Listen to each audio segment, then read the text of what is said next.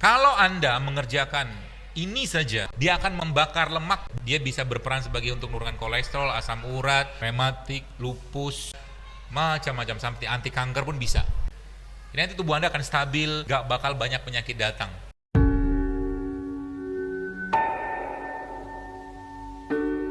Usus kita tuh intak begini. Intak tuh dia rapat gitu kan. Semua makanan yang masuk pasti diolah di sana. Tapi ada makanan-makanan yang membuat usus yang intak atau ketat tadi itu akhirnya renggang. Kalau dia sudah renggang, maka isi perut akan masuk atau sebagian ngalir ke dalam darah. Penyakit ini atau kondisi ini namanya usus bocor kalau bahasa kita, atau bahasa kerennya leaky gut. Kalau udah leaky gut kayak begini, maka cikal bakal autoimun di situ. Rematik, lupus, penyakit jantung yang sifatnya autoimun seperti itu akan muncul semua di situ. Siapa penyebab paling utamanya? Banyak banget ya. Obat-obatan mah jelas ya. Kalau teman-teman lihat, browsing aja lah, cari informasi itu ya. Obat-obatan mah jelas banyak yang memicu itu. Makanan lebih banyak lagi ya, terutama makanan-makanan yang membuat ususnya bermasalah. Contohnya apa? Tepung misalkan ya, udah tepung digoreng, terus dikasih apa lagi? Sayurnya pun digoreng, terus yang dimakan apa? Kenapa banyak orang habis makan ngantuk? Kenapa? Banyak gak orang habis makan ngantuk sekarang? Banyak.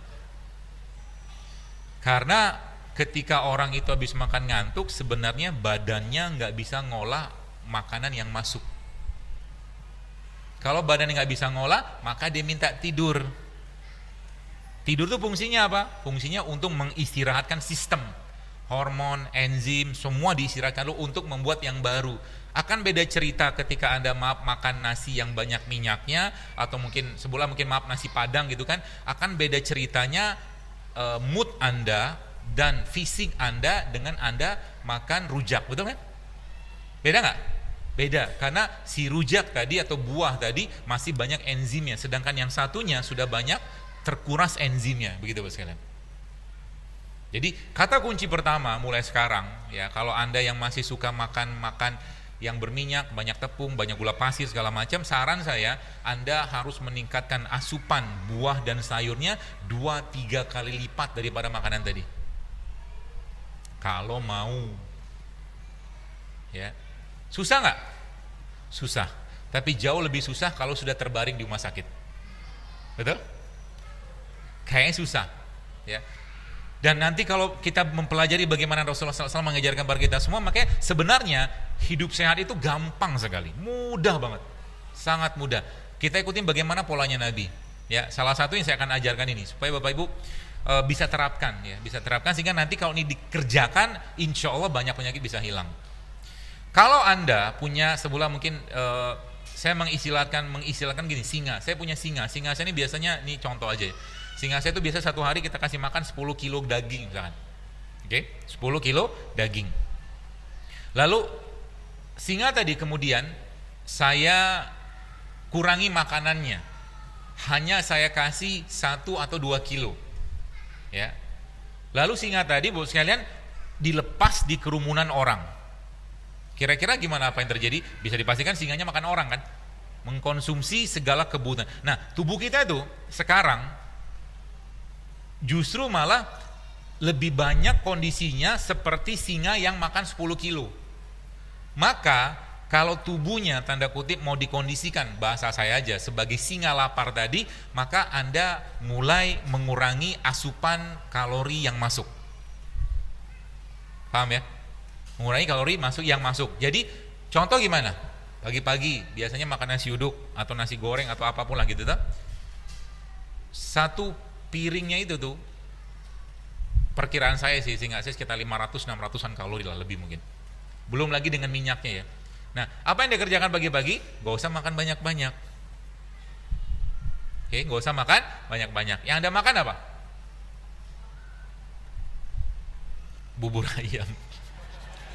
Sama aja.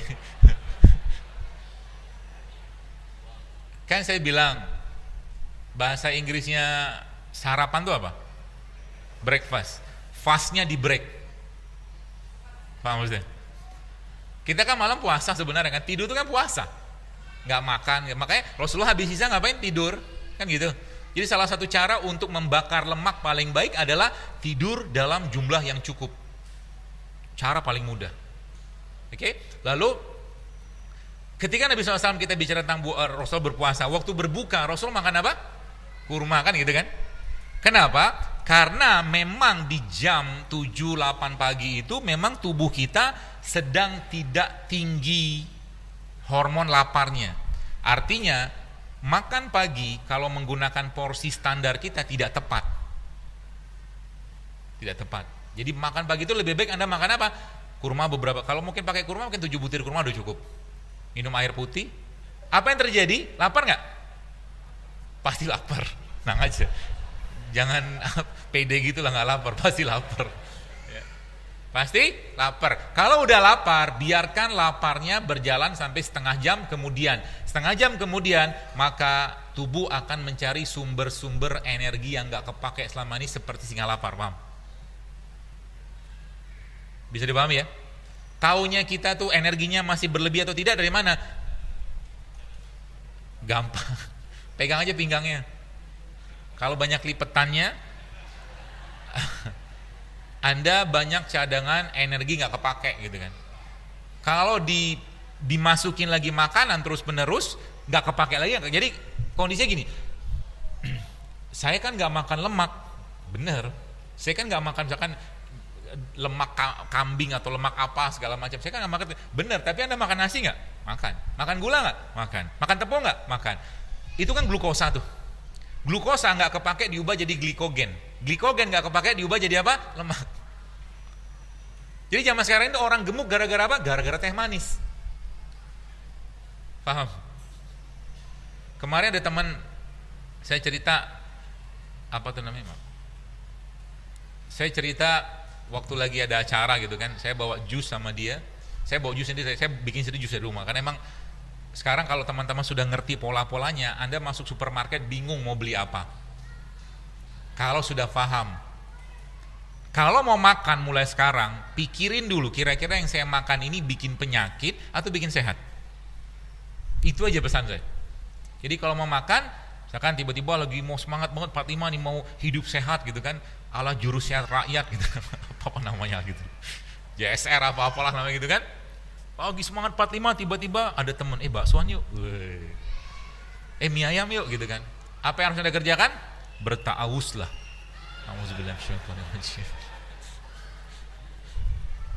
Tidak gampang, serius. Apalagi Anda ketemu dengan orang-orang yang memang udah biasa hidup kayak begitu gitu kan. Jadi itu salah satu caranya. Jadi biasakan mulai sekarang. Ini tip paling sederhana dan Nabi pun juga seperti. Maka Nabi kita SAW, beliau itu Bapak sekalian lebih seringnya berpuasa atau lebih sering lapar daripada makannya. Maka salah satu sebab lemahnya iman adalah banyak makan.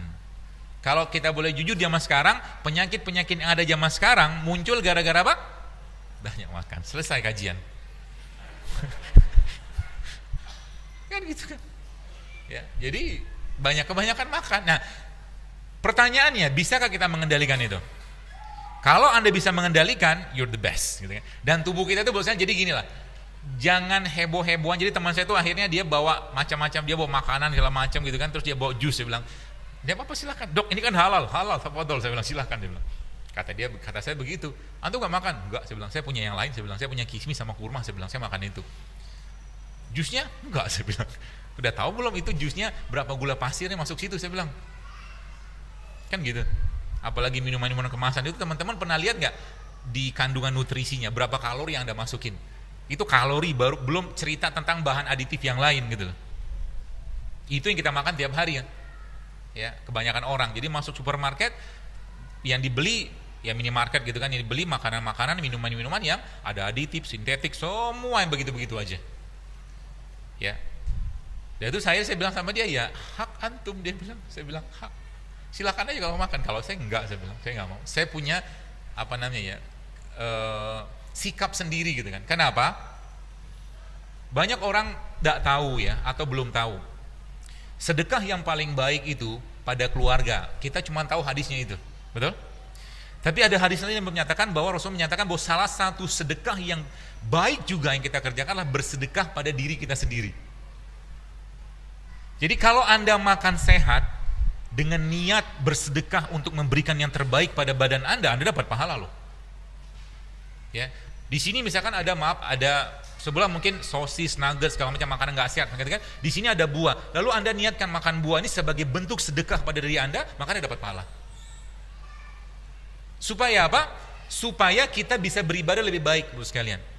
Allah menciptakan kita sebagai apa? Khalifah, sebagai Abdullah. Khalifah Abdullah itu nggak mungkin sakit-sakitan. Ya. Dan mulailah sekarang berperilaku seperti perilakunya penghuni surga. Makannya segala macam, kalau ada di bumi makan. Di surga saya yakin tidak ada cireng, cilok, seblak, itu nggak ada. Nggak ada di sana. Adanya bahkan coba baca dalam Al-Quran, dalam hadis Nabi kan, buah gitu kan, kurma, khamar yang tidak memabukkan, susu yang sehat, gitu-gitulah. Ya, masuk surga tiba-tiba bilang sama malaikat gitu kan, saya pengen sirup es cendol, nggak ada di sini. Ya. Adanya madu gitu kan, adanya susu gitu-gitu. Ya. Maka di surga, Bapak Ibu tahu nggak, di surga itu kan kita nggak ada urin loh. Kita nggak ada air kencing, betul? Kemudian apa lagi? Jadi kalau kita mentelaah surga tuh tanda kutip masuk akal dalam kalau kita bahas secara ilmiahnya gitu ya. Orang di surga ketika mereka makan yang minuman segala macam tadi itu yang jadi semuanya terserap dengan sempurna, kata Allah, kata Rasulullah. Dan kalaulah ada yang mau dikeluarkan, kata Allah, kata Rasulullah, itu akan berupa keringat. Keringatnya itu pun wangi, baunya kasturi gitu kan. Jadi kita nggak ada feses, nggak ada BAB, nggak ada kencing, nggak ada ludah, ya. Semuanya baik. Sekarang Bapak Ibu pernah nyium bayi nggak? Wangi nggak? Bayi itu minumnya, makannya apa? ASI kan? Ya, ASI itu salah satu makanan terbaik. Makanya bayi ya, misalkan yang 0 sampai 2 tahun gitu ya, mereka bau mulutnya wangi, badannya wangi, terserap dengan baik. Bahkan fesesnya pun kadang-kadang ibunya pun demen gitu loh. Maksudnya fesesnya bayi itu bagi seorang ibu tuh ya anteng-anteng aja, mungkin beda sama bapak gitu kan, jarang lihat gitu. Ya, kenapa tadi ya? Karena bayi makannya ASI. Sekarang terjadi perubahan nggak pada kita? Dulu kita kayak bayi. Bayi pakai deodoran nggak? Enggak. Sekarang kita pakai deodoran. Bukan kita sih, Anda. Saya sih nggak pakai. Kenapa pakai deodoran? Baunya kenapa? Kan sudah saya bilang tadi kan, karena makannya asam. Nasinya asam, gula asam, tepung asam, minyak asam, susunya asam. Bau. Maka saya perhatikan teman-teman yang ya share ke saya gitu, dan sempat saya baca gitu, mereka bilang ternyata setelah mereka kembali ke sayuran, kembali ke buah, kembali minum air, bau badannya hilang. Bau badannya hilang. Karena bau badan itu salah satu tanda tubuhnya sudah terintoxikasi, sudah keracunan, tanda kutip, dengan makanan. Kenapa? Karena makanannya tidak sehat. Ya. Terus apa harus dikerjakan? Ada satu quote yang Bapak Ibu harus pahami, dan ini kalau Anda kerjakan maka insya Allah akan baik sekali. Ya. Tapi dikerjakan. Apa kata kalimat itu bunyi gini? Kalau Anda ingin atau mengobati diri Anda atau ingin punya kesehatan lebih baik, maka Anda harus menghentikan dulu atau nyetop dulu yang bikin sakit tadi. Nah, yang bikin sakit, bukan bikin sakit ya, bikin masalah gitu kan. Kalau dikonsumsi terus-menerus. Sudah saya jelaskan berkali-kali gitu, coba challenge yourself, coba tantang diri Anda. Tantangnya gimana? Saya kasih tantangan, mau terima nggak? Mau? Lemes banget. Mau apa enggak? Nah gitu dong. Tapi Allah saksinya ya. Kerjain ya. Siap? 7 hari aja Anda kerjain. Boleh? Siap? Untuk apa? Enggak, bukan untuk sehat. Untuk bersyukur dengan Allah gitu loh. Sehat mah, sering saya bilang sehat itu hanyalah buah dari ketaatan. Kalau orang taat sama Allah pasti sehat. Orang yang rajin tahajud, rajin duha, rajin sodako, rajin kebaikan, mana mungkin dia kena penyakit berat? Orang yang sibuk dengan zikir, mana mungkin kena penyakit jantung? Kan gitu. Logikanya begitu ya, secara normal. Meskipun dengan atau tanpa hidup sehat, secara takdir tetap akan ada peluang penyakit. Tapi ikhtiar yang kita kerjakan, Bapak sekalian, bisa menghindarkan kita dari satu takdir ke takdir yang lain gitu loh. Ya kan begitu. Ya, makanya kita harus ngerti dulu. Jadi kita harus komitmen dulu. Ya, komitmen pertama, selama 7 hari ke depan, agak was-was ya ngomong. Ya, coba Bapak Ibu makan nasi 3 sendok makan sehari. Ini sih masih mending, biasa saya suruh stop sih. Nasinya hanya 3 sendok makan. Pagi 1, siang 1, malam 1 kalau makan malam. Gak usah sekalian kan? Nah, mendingan gitu. Siap gak? Kalau nggak siap saya nggak usah saya lanjutin. Itu yang pertama. Tapi terserah sih. Tapi banyak teman-teman yang kemarin saya ditelepon seorang ustadz, guru saya juga, dia bilang, dia bilang, Hana jazakallah khair nih sama antum. Kenapa Ustadz? Ini istri-istri Hana, istrinya banyak. Istri-istri Hana ini sekarang sudah mulai ngurangi makan nasi, dia bilang. Alhamdulillah, jadi uang bulanan mereka bisa Hana kurangi. Jadi mereka semua mengikut mazhabnya antum. Nyata waktu saya ke rumah mertua beliau juga bener gitu kan. Itu semua bikin impusan, air impusan gitu kan, dia bilang tuh, saya lihat kulkasnya ternyata bener. Ya, tapi ala kulli hal baik gitu kan bagi kesehatan. Itu yang pertama, kurangi makan nasi. Ya. Siap? Saya sih nggak baper ya, serius saya nggak baper. Anda mau kerjakan mau enggak badan-badan Anda ini kan gitu. Tapi sekarang saya tanya, yang hidupnya sekarang 30 tahun, 40 tahun, saya tanya, berapa tahun atau berapa bulan atau berapa minggu atau berapa hari Anda pernah hidup sehat? Coba. Jujur aja lah. Hampir-hampir nggak pernah kan? Terus kapan mau hidup sehat? Sebagai bentuk rasa syukur kita kepada badan yang luar biasa sempurna ini, Bapak sekalian. Itu yang pertama. Yang kedua, semua jenis produk yang menggunakan tepung mulai tertunduk lesu. Produk yang menggunakan tepung.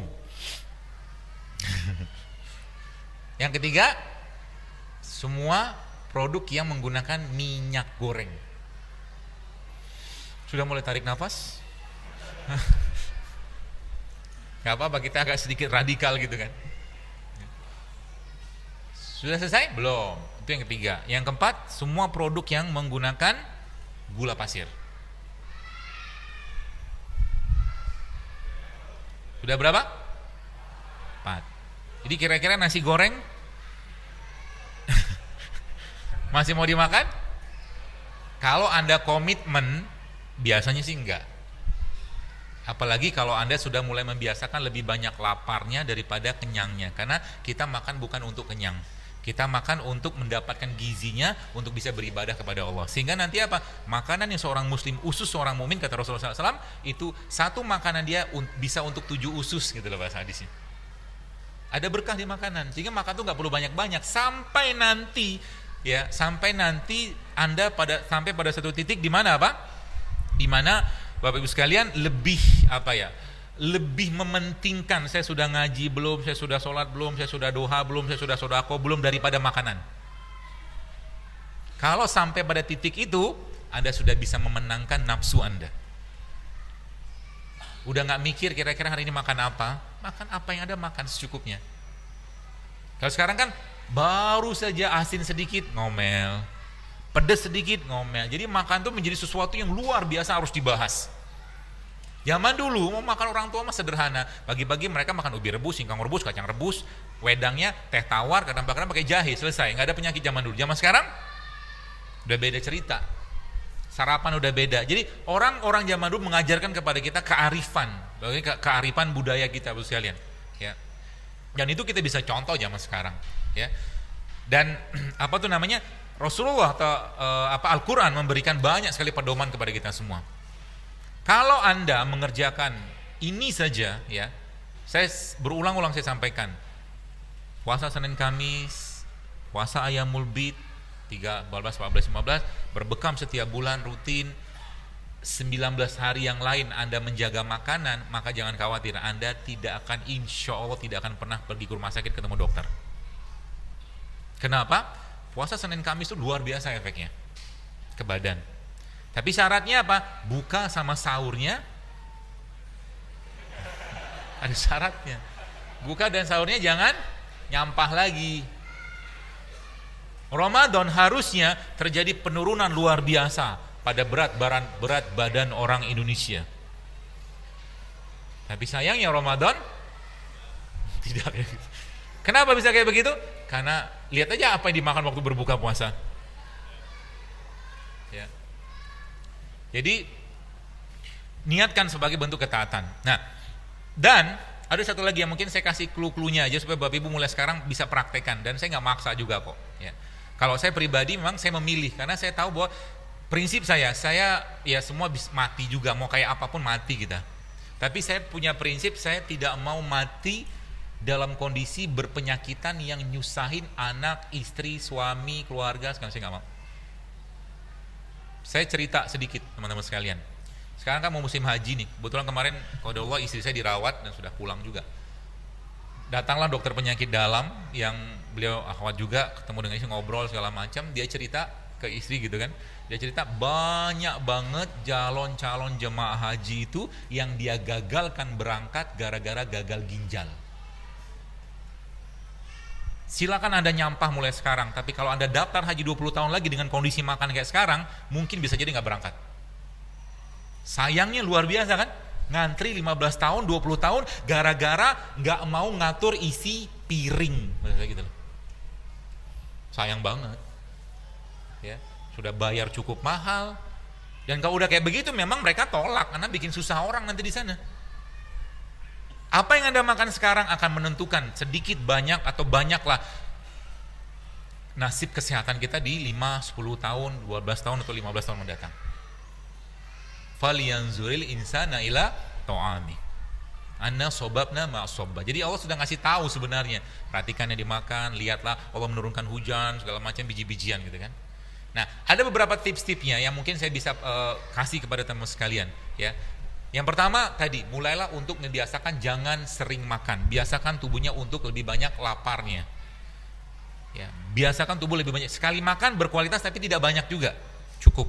Nanti tubuhnya akan menjadi tanda kutip singa lapar itu. Dia akan membersihkan yang tidak penting dalam badan, dia akan membuang radikal bebas, dia akan membongkar lemak segala macam. Jadi berat badan itu hanya sebuah efek samping saja sebenarnya. Ya.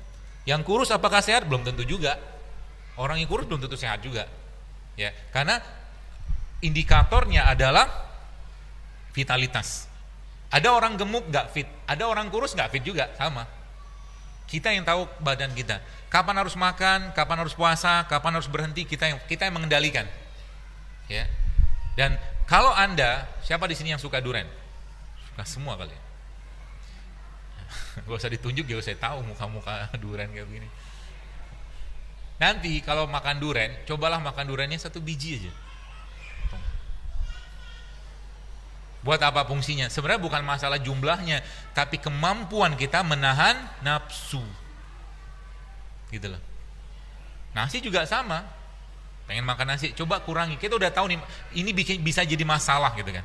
Kalau makan berlebihan, maka kendalikan nafsunya. Nafsunya dikendalikan. Ya, seperti itu. Itu yang pertama. Lalu yang kedua, Pak, saya kasih tips. Jadi mulai sekarang biasakan untuk tidak terlalu banyak makan. Lebih sering kita untuk menahan. Jadi lapar tuh Bu sekalian tenang saja, dia hanya berjalan setengah jam saja. Habis setengah jam, maka insya Allah dia akan kembali normal. Tubuh akan mencari sumber-sumber energi yang yang tidak terpakai. Ya, tubuh akan mencari sumber-sumber energi yang tidak terpakai. Itu yang pertama. Lalu yang kedua, Indonesia kaya dengan rimpang-rimpangan. Indonesia kaya dengan rimpang-rimpangan, ada jahe, ada kencur, ada macam-macam, ada apa namanya temulawak gitu, rimpang-rimpangan. Yang rimpang tuh akarnya ada di tanah gitu kan, seperti itu. Buahnya ada di tanah, itu rimpang namanya. Maka itu jadikan sebagai minuman harian Anda mulai sekarang.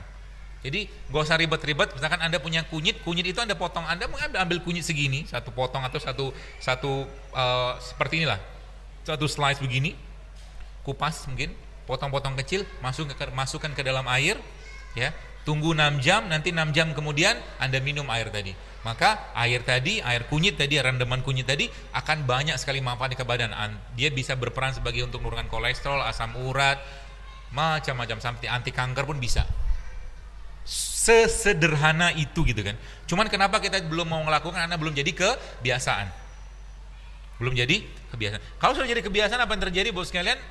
Ya kita justru malah senang dengan hal seperti itu. Ya. Itu saya katakan tadi, kalau kita sudah mulai membiasakan hidup sehat, maka saya kadang-kadang bukan kebablasan sih, bukan cheating, kadang-kadang khilaf juga. Tiba-tiba kemakan gula pasir gitu kan. Biasanya tubuh saya langsung ngomel, entah lemes lah, entah apalah, segalanya dia ngomong tuh. Nah, aspirasi begini nih yang kadang-kadang banyak orang sering lupa. Dia jarang mendengarkan bahasa tubuhnya. Ya, kalau bahasa tubuh ini kita sering sering dengar, ya, maka sebenarnya kita nggak perlu banyak obat. Ya, dan kata kuncinya, ya, tadi saya katakan ada rimpang, kemudian kata kunci yang kedua adalah rempah. Ya, rimpang dan rempah. Rimpang dan rempah ini obat banyak hal di sana. Ya, artinya pagi-pagi lebih saya sarankan Anda, daripada Anda minum teh manis, Anda bisa minum teh ketumbar. Ambil, masukin air panas, itu jauh lebih sehat untuk jantung, pembuluh darah kita daripada Anda minum teh manis pagi-pagi. Terus minum apa lagi? Serai juga bisa, Anda ambil air panas, dispenser atau mungkin dari kompor, masukin serai, itu bisa bermanfaat ke banyak hal sebagai steroid seperti itu. Ya. Jadi itu farmasi kita tuh di situ sebenarnya. Ya. Dan kalau seandainya ada informasi atau hadis-hadis Nabi SAW yang disampaikan di situ ada kebaikan, maka ambil keutamaannya. Contoh, Nabi menyebutkan rumah yang di dalamnya ada kurma, maka rumah tadi tidak akan kelaparan. Maka usahakan setiap hari di rumah kita ada kurma. Usahakan makan kurma, ambil berkahnya. Gitu. Jadi jangan hanya Ramadan doang. Kita bisa beli gorengan, kenapa nggak bisa beli kurma? Betul? Kita bisa beli bubur ayam 10.000, kenapa kita nggak bisa beli sayur atau buah? Sehingga nanti ke depannya isi kulkas Anda kalau sudah benar gitu kan, sudah benar isi kepalanya, maka akan lebih banyak isi kulkasnya buah. Murah nggak buah? Murah. Sayur apa lagi? Ya, kita beruntung banget tinggal di Indonesia. Di Amerika satu lembar daun pisang itu bisa 10.000 satu lembar di sana. Ya. Jadi manfaatkan itu baik-baik. Jadi bagaimana cara bikinnya atau mungkin bagaimana konsepnya? Konsepnya adalah saya kasih tipsnya, let the food be your medicine. Jadi jadikan makanan yang Anda makan itu sebagai obat. Ya. Sekarang saya tanya, saya mau ngetes, kira-kira ada paham belum? Nasi kebuli itu sehat nggak?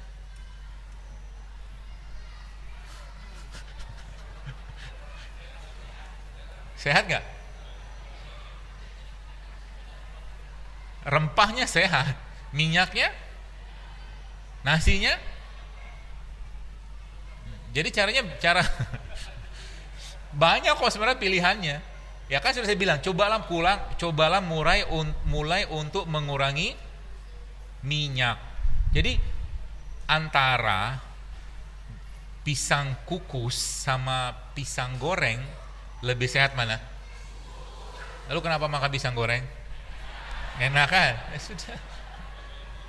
Tafadhol gitu. Silakan. Sekarang Anda pernah lihat nasi Arab, nasi mandi gitu? Itu digoreng nggak? Digoreng apa disangrai? Kayak disangrai sebenarnya dia kan. Nasi kemudian dia nggak kayak orang bikin nasi goreng. Kalau nasi goreng kayak gini, saya cerita tentang nasi goreng, fenomena nasi goreng. Kalau orang bikin nasi goreng, biasa pakai telur nggak? Telurnya berapa? Tergantung. Ya 1, 2. Telur itu apa? Protein. Betul? Protein pada suhu 60-70 derajat Celcius rusak. Rusak. Benar, coba aja, ada namanya, browsing aja. Denaturasi protein terjadi pada suhu. Nanti browsing aja, ketemu nanti. Telur. Ini cerita nasi goreng dulu. Nasinya masalah nggak? Kenapa masalah? Karena tinggi gula kan? Digoreng kaki nggak?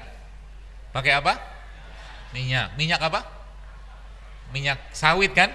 Minyak sawit kena panas berubah menjadi lemaknya, dia udah lemak trans. Lemak trans yang teroksidasi, dia lengket ke jantung sebagai plak. Sudah mulai merasa zolim? Terdiam gitu.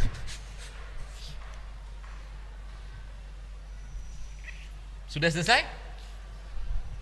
Belum. Makan nasi goreng pakai apa? Kerupuk. Isi kerupuk apa? Tepung kan? Ada gizinya nggak? Nggak ada. Udah nggak ada gizinya diapain? Digoreng. Dapat apa? Minyak lagi. Terus apa yang dimakan? Itu yang numpuk jadi lemak di badan. Saben hari makannya kayak begituan. Ya sudahlah, nabung banyak-banyak kalau bahasa gitu kan. Untuk persiapan kalau sakit. Selesai. Ada teman saya kemarin WA saya, dia bilang, teman lama lah. Dok, dia bilang, yuk ketemuan yuk, dia bilang. Ayo, saya bilang, boleh aja, saya bilang. Nanti kita makan nasi goreng kambing, kebun sirih, saya bilang. Ketemu boleh, tapi makan itu saya nggak mau. Wah, antum mazhabnya sayur buah ya? Iya. Ada mazhab baru sekarang, mazhab sayur buah. Kenapa? Kalau Anda punya usaha kuliner, coba renungkan baik-baik. Makanan yang Anda masak atau Anda jual tadi itu membuat orang lebih sehat, ibadah lebih baik, atau justru bikin orang sakit? Coba bikin baik-baik. Kalau makanan itu membuat orang sakit gara-gara makanan Anda dengan alasan apapun, saran saya sih mendingan diganti. Gitu. Jadi hening begini, hashtagnya tiba-tiba hening gitu. Tapi terserah sih ya. Lagi-lagi yang namanya menyampaikan, mendakwahkan itu kan bukan memaksa. Ya. Dan orang yang jual makanan tidak pernah bertanggung jawab dengan Anda yang memakan tadi. Wong Anda yang beli kok. Sama juga dengan badan Anda. Ya, kalau ada sakit dengan makanan yang sudah jelas-jelas dikasih tahu, kurangi bla bla bla segala macam, sakit juga ya udah tanggung jawab sama diri sendiri. Toh nanti kita akan ditanya sama Allah, dihisab kan gitu kan. Sudah aku ciptakan ini yang sehat-sehat, kenapa kau makan beginian? Nafsu ya Allah, begitu terus jawabannya. Enak ya Allah, ya sudah.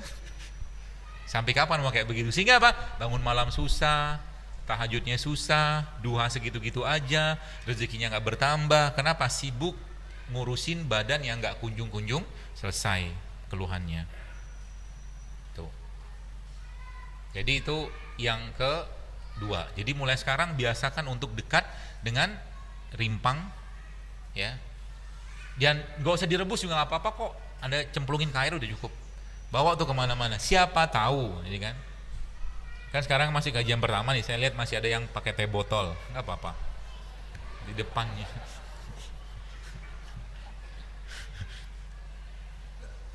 Teh botolnya tulisnya kan zero sugar, nggak pakai gula kan?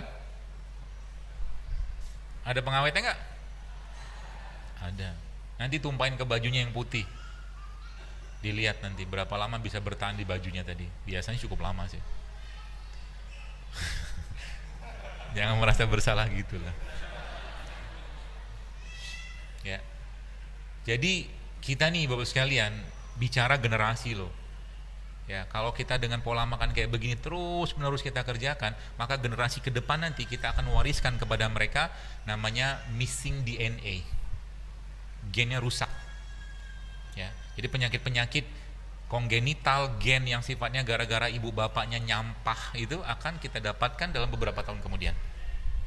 Sayang bagi yang belum nikah kalau masih nyampah sekarang, maka nanti diwariskan ke anaknya nanti kalau punya anak. Malah susah malah punya anak, Bu sekalian. Ya gara-gara ini semua. Masya Allah kan. Jadi mari kita jaga ya badan kita ini supaya tadi saya katakan tidak terus-menerus terzolimi kalau bahasa saya. Sholat malah, jadi Anda harus mulai membuat atau mengkondisikan Anda sholat itu jauh lebih nikmat daripada makan. Anda mulai membiasakan atau memaksakan ya, membaca Quran itu jauh lebih sehat, bahkan jauh lebih enak daripada minum air kelapa muda. Karena ibadah itu bikin kenikmatan sebenarnya. Dan makanan sebagaimana kalau makanan minuman yang nggak sehat, sebagaimana alkohol sama drugs ya, obat-obatan narkoba itu dia atau mereka juga bikin candu. Ya, jadi kalau Anda di sini yang ini saya kasih tipsnya. Jadi kalau Anda yang pagi-pagi ngomongnya begini, kalau saya tidak minum kopi pagi-pagi saya pusing, Anda tuh sakau. Karena makanan bisa bikin kecanduan juga sama. Jadi kalau Anda mengatakan kalau pagi-pagi saya tidak minum teh manis, saya begini begitu, Anda sakau. Sakau dengan itu tadi. Artinya apa? Anda dikendalikan oleh pikiran Anda. Pikiran tadi dikendalikan dari perutnya. Jadi perutnya banyak masalah gitu loh, seperti itu. Ya. Jadi itu tips yang kesekian lah gitu kan. Jadi mulai Bapak sekalian, misalkan Anda punya air di rumah, ya coba mulai dicemplung-cemplungin aja lah. Rimpang-rimpangan, rempah-rempahan, karena disitulah obatnya. Jadi sekarang saya tanya, biar Bapak Ibu aware, kira-kira saya tidak menjelek-jelekan apapun tidak, tapi maksud saya biar kita lebih dekat dengan apa yang Allah ciptakan. Lebih aman mana jahe daripada antibiotik? Kenapa jahe? Karena Allah yang ciptakan kan. Gak mungkin Allah menciptakan sesuatu yang atau bisa memberikan mudarat bagi manusia. Kalaupun jadi mudarat kalaupun mudarat dia jadi ujian sebenarnya, nggak boleh berlebihan. Kalau kita harus makan itu. Dalam konteks kita makannya cukup ya, tidak berlebihan, maka tidak akan ada masalah. Ya. Nah itulah yang membuat, kalau boleh saya katakan, Indonesia ini dijajah Belanda gara-gara apa? Rempah. Ya kan? Kita dijajah Belanda gara-gara rempah. Kayu manis Indonesia yang ada di salah satunya ada di Kerinci di Provinsi Jambi itu merupakan salah satu kayu manis the best. Ya. Dan sains atau mungkin ilmu pengetahuan saat ini memang mencari tahu dan menjelaskan bahwa ternyata subhanallahnya kayu manis itu bisa dipakai atau ekstraknya itu bisa digunakan untuk orang diabetes. Okra, tahu nggak okra? Okra itu bisa kalau Anda makan, dia bisa menekan rasa lapar. Okra. Jadi kalau Anda mau bikin infusan pakai okra, bagus tuh. Air infus, kasih slice okra gitu, itu bagus ya, untuk menekan rasa lapar. Anda mulai sekarang belajar mengendalikan rasa lapar. Karena kata kunci situ. Kalau Anda bisa mengendalikan lapar, Bu sekalian, maka efeknya bagus banget. Makanan tidak jadi sesuatu yang heboh banget lah. Makan apa yang ada cukupnya aja lah. Jadi nanti tubuh Anda akan stabil, vitalitas terus terjaga, ya, tetap fit, gak bakal banyak penyakit datang.